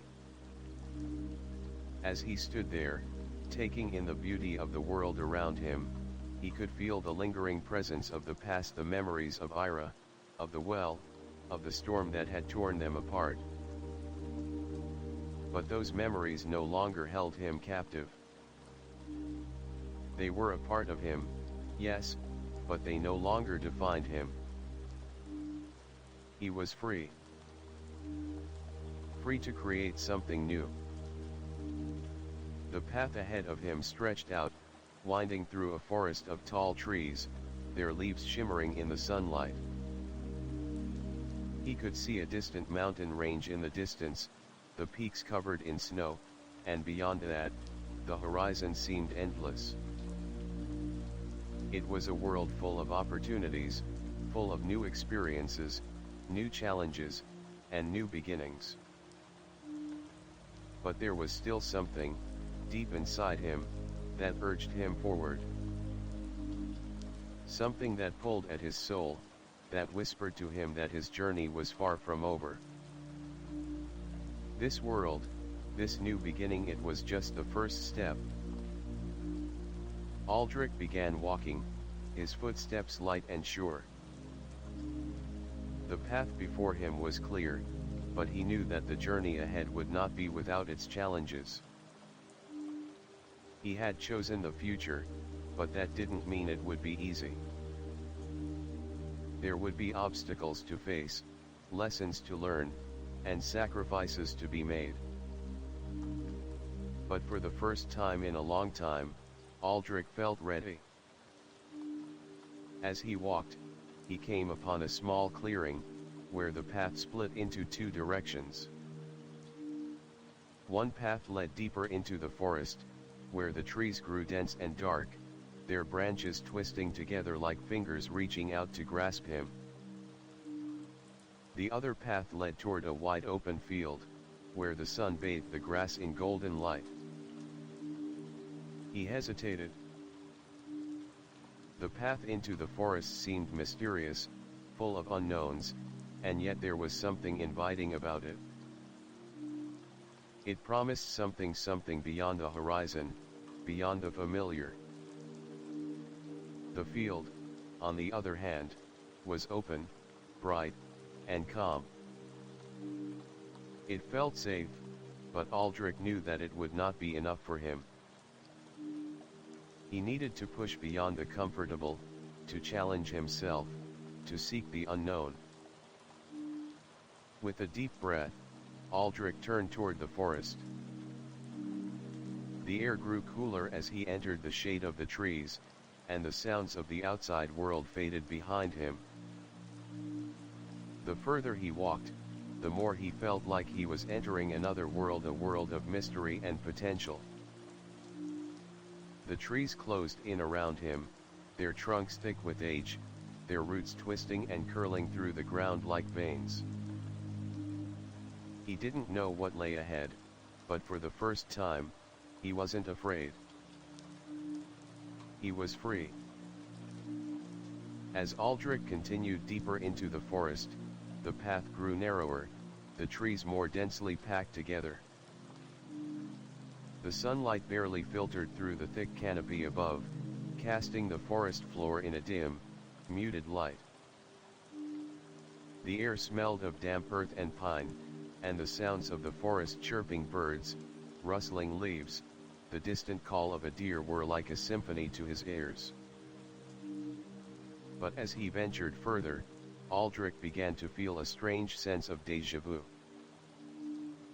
It was as though he had walked this path before, as though the trees, the rocks, the very ground beneath his feet were all familiar to him, though he had never been here in this life. The feeling grew stronger with each step, and soon, he began to feel as though the forest was watching him, listening to his every movement. It wasn't fear. It was something deeper, something ancient. He continued forward, unsure of where the path would lead, but confident that it was the right one. And then, ahead, he saw it. A clearing. A small glade bathed in sunlight, surrounded by a ring of trees. In the center of the clearing stood a well. The well. Aldrich stopped in his tracks, his heart pounding in his chest. The well stood before him, the same one from his memories, from the dreamlike realm he had escaped. It was ancient, its stone walls cracked and worn, its top covered with moss and vines. But it was real. It was here. And it was calling to him. He approached slowly, his breath shallow, his feet heavy as though the weight of time itself had fallen upon him. He knelt before the well and peered inside, but the water was not clear. It was dark, swirling with shadows, as if it held the very essence of the past, of everything he had left behind. His hand hovered above the water, and as he gazed into its depths, a reflection appeared. It was his own face, but it was different. His eyes were older, worn, but there was something in them now. Something that had been absent before. Aldrich reached into the well, and as his fingers touched the water, the shadows surged, pulling at him, pulling him back into the depths. For a moment, he felt himself drowning in the memories, in the weight of everything he had left behind. But then, as quickly as it came, it was gone. The well released him. And Aldrich understood. This well was not just a physical place. It was a symbol of everything: the past, the memories, the choices he had made. He didn't need to return to it. He didn't need to live in it. He had moved beyond it. He had chosen the path forward. And now, there was nothing left but the future. Chapter 16, The Awakening. Aldrich felt the first real breath of freedom as he stepped away from the well. His feet sank gently into the earth, the cool grass brushing against his ankles. The weight of the past, of Ira, of the mistakes, of the promises made and broken, felt distant, as though they had all been peeled away with each step forward. For the first time in what felt like an eternity, he wasn't looking over his shoulder. The past had faded, and ahead of him stretched an infinite horizon of possibility.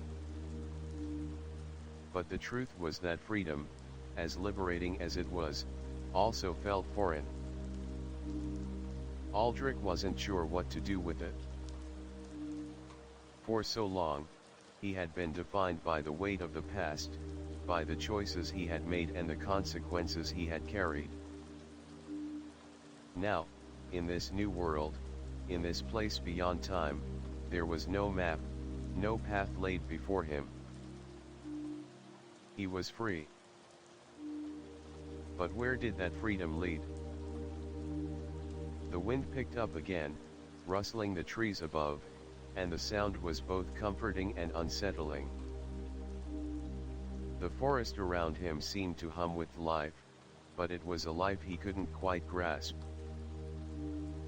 The trees swayed as if whispering to one another, their branches reaching out like ancient hands beckoning him forward. Aldrich walked, his footsteps steady and measured. The forest ahead opened up into a wide, open meadow, a vast expanse of soft, swaying grass. In the distance, he could see a mountain range, its jagged peaks piercing the horizon, a stark contrast to the soft curves of the land around him. The sky above was vast, painted with hues of pink, purple, and gold, the colors blending together in a breathtaking tapestry. It was a place of beauty, of peace, but there was a question in Aldrich's heart that refused to be quieted. What now? For so long, he had chased the past, running from the memories that haunted him, trying to make sense of what had happened to him, to Ira. Now, in this place, those memories felt like ghosts, distant, unreachable, and irrelevant to the world around him. But were they truly gone? Was he really free? The answer, Aldrich realized, wasn't in the land around him. It wasn't in the sky, or the trees, or the mountains? The answer was inside him. And it was time for him to confront it. He closed his eyes, letting the sounds of the meadow fill his ears, the hum of the wind, the soft rustling of the grass, the distant call of a bird. For a moment, it felt like everything around him was alive, breathing in time with him. And then, in the stillness, he felt it, the echo of a memory. Ira. He could hear her voice, soft and distant, like a lullaby carried by the wind. You have to choose, Aldrich. You have to choose what comes next. He didn't open his eyes, but he knew she was there. He could feel her presence, just beyond the veil of time. Her words, though faint, were clear. She had always been a part of him. And she was the key to his freedom. Aldrich took a deep breath and opened his eyes. The meadow before him was still as peaceful as ever, but now, it felt different. The air was charged with a sense of purpose, and he understood that he was no longer running from the past.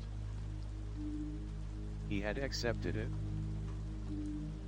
The well, the memories, the mistakes, they had all led him here, to this moment. But now, it was time to move forward, to embrace the unknown. With renewed determination, Aldrich took a step forward. He didn't know where the path would lead, or what lay beyond the mountains, but for the first time, he wasn't afraid. He had the freedom to choose, and that was enough. The road ahead was uncertain, but it was his. And that, he realized, was the greatest gift of all. As he walked toward the horizon, the sky above began to shift. The colors deepened, becoming more vibrant, more alive. The world was transforming before his eyes, shifting in time with his steps, as though it too was awakening, just as he had. The path before him was no longer just a path, it was a journey. A journey to the future, to the life he would now create. For the first time in his life, Aldrich felt the pull of possibility. And it was more powerful than any regret. Chapter 17, The New Horizon. Aldrich's steps were steady as he walked through the meadow, but every footfall felt heavier now. The world stretched out before him, vast and open, as if welcoming him into the unknown. He had crossed the threshold of his past and now stood at the edge of a new beginning, one that was completely his to shape.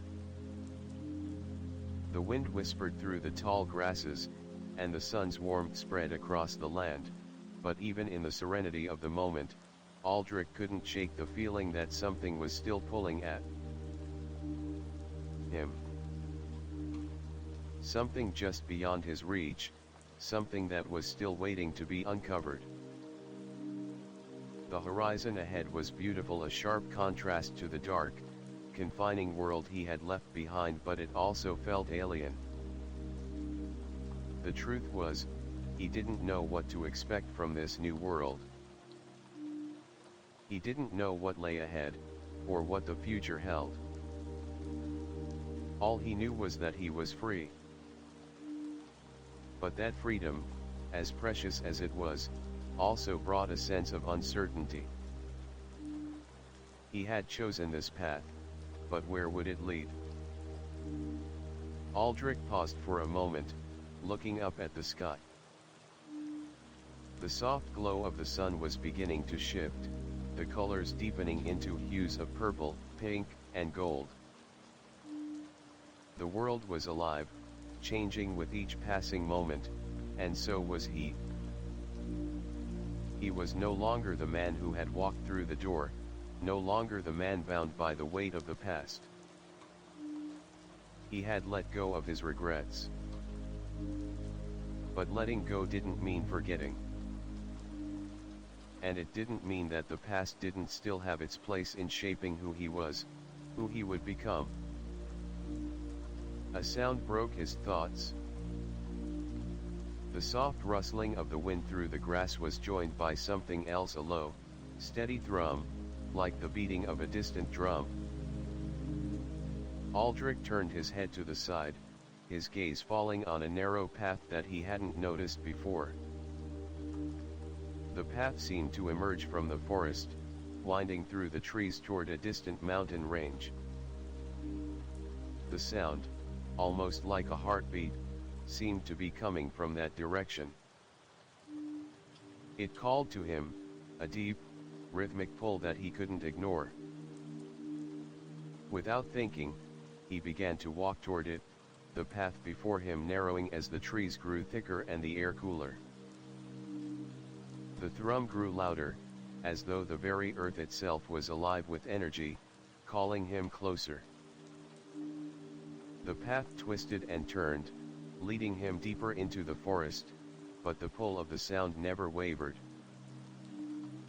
The trees here were older, their trunks thicker, their branches twisting toward the sky in strange, gnarled shapes. The canopy above blocked out much of the sunlight, leaving the ground bathed in shadows. It was as if the forest was holding its breath, waiting for something. As he walked, Aldrich couldn't help but feel a sense of déjà vu, a strange familiarity with the place. He had never been here before, but it felt as though he had known it his entire life. The path, the trees, the very air, it all felt like a memory that had been tucked away, hidden from him until now. Ahead, the path opened up into a clearing. In the center stood an altar of stone, covered in moss and ivy. The thrum was now deafening, vibrating through the air around him.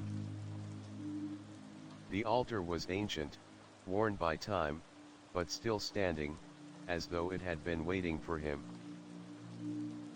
Aldrich approached cautiously, his heart pounding in his chest. The moment he stepped into the clearing, the world seemed to stop. The air grew still, and for a brief, fleeting moment, he thought he saw a figure standing at the altar. A woman. Her back was turned to him, but he knew instantly who it was. Ira. Her figure shimmered like a wisp of smoke, as though she were a part of the very landscape, woven into the fabric of this world. Aldrich took a step forward, but before he could say a word, the figure turned. Her face was familiar, but different.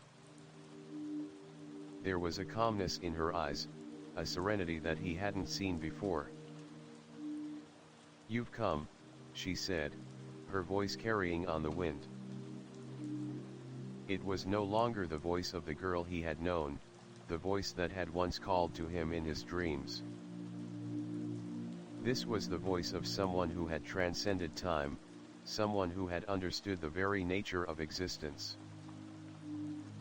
"I don't understand," Aldrich said, his voice hoarse. "What is this place? What is this world?" Ira smiled gently, stepping away from the altar. "This is a place between worlds. A place where time and memory converge, where the past and the future meet. This is where everything begins and where everything ends." Aldrich felt the weight of her words settle on him like a heavy cloak. "But I've already chosen. I've already moved on from the past. I've let go." Ira nodded. You have. But there is more to it than that. Letting go isn't the same as forgetting. And moving on doesn't mean running away. The path you are on is your own, but it is also shaped by everything that came before. She stepped closer to him, her gaze never leaving his. The world you have entered is not one of endless possibilities. It is a world of choices. And now that you are here, you must face the choice of who you will become. Aldrich's heart raced. What do you mean? I don't understand. I've chosen to leave the past behind. I've chosen freedom. The freedom you have found is not the end of the journey, Iris said softly. It is only the beginning. Aldrich felt a cold shiver run down his spine. He wasn't sure what to say. He had thought he had reached the end of the road, but now it seemed that the path was still unfolding before him, stretching out into the unknown. What must I do? He asked, his voice barely above a whisper. Iris' smile faded, and she looked toward the horizon. You must choose, Aldrich. Choose who you will be in this new world. The past will always be a part of you, but it does not define you. You are not the sum of your mistakes. You are the sum of your choices. She raised her hand, and the ground beneath Aldrich's feet began to tremble. The trees swayed, and the air thickened with a strange energy. Step forward, and the path will be yours. But remember, whatever you choose, you will be shaped by it. Aldrich looked at her one last time, then turned his gaze toward the horizon, where the sun dipped below the mountains. The path was unclear, but for the first time, he felt no fear. The choice was his. Chapter 19, The Final Choice. Aldrich stood at the edge of the world, the horizon stretching endlessly before him. He had walked this far, carried by the weight of his choices, each step forward a new beginning. But now, as the sun dipped below the mountains, casting long shadows across the land, he felt the full weight of the final decision that lay before him. He had come so far from the moment he had first stepped into the void, from the well and the forest, to this place beyond time, beyond memory. But the journey had always been about more than just escape. It had been about finding something. Something more than the regrets of the past, more than the promises broken, more than the guilt that had weighed heavily on his soul for so long. Now, standing at this crossroads, he was faced with the truth: this world, this new beginning, was his to shape. But how? Who was he meant to be here? The winds picked up, swirling around him, whispering through the tall grass. It felt as if the entire world was watching him, waiting for him to make a choice. The path behind him, the past, his past was clear, but it was fading. The memories, the pain, the lessons had been learned. The echoes of Ira's voice, her final words, still lingered in the air. The past will always be a part of you, but it does not define you. The path before him, however, was uncertain. It stretched far into the unknown, into a future that was unwritten. untold. There were no guarantees. No promises. Just the vast expanse of possibility. Aldrich felt a pull toward the horizon, the mountains, the field that stretched out endlessly. He had left the past behind, and now it was time to embrace the future. But what future? What would he become in this world where time flowed differently? What was the price of this freedom? His heart beat faster as the answer came to him. It wasn't about who he was meant to be. It was about who he chose to be. He had spent so much time running from the past, trying to escape the shadows of regret and loss, but now he understood. The future wasn't something that awaited him, it was something that could only be built through the choices he made. Aldrich looked around one last time, at the quiet beauty of the land that now seemed to pulse with life, waiting for him to choose. The sky was a soft purple, the air thick with the promise of something new. There was no need to rush. No need to turn back. He took a deep breath and closed his eyes. I choose, he thought, not with words, but with a certainty deep in his soul. The sound of the wind faded, and all was still. It was as if time itself had stopped, as if the world was holding its breath, waiting for him to take the first step. When Aldrich opened his eyes again, the path before him seemed clearer, the horizon now within his reach. With a steady heart, he began to walk. He didn't know where this journey would take him. He didn't know what challenges lay ahead or what choices he would have to make. But for the first time in his life, he was no longer afraid of the unknown. He was ready. As he moved forward, the land around him seemed to come alive. The trees swayed in time with his steps. The sky brightened, the colors deepening as if reflecting his growing resolve. The future was his to shape, and the road ahead was waiting for him. Aldrich's path was no longer defined by the past. It was defined by the man he chose to become. And that was enough. The end of one journey had led to the beginning of another, and this time, he would walk it with his eyes wide open, unburdened by the chains of regret, free to choose his own future.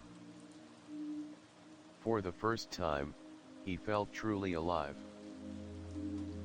And in that moment, the world was his.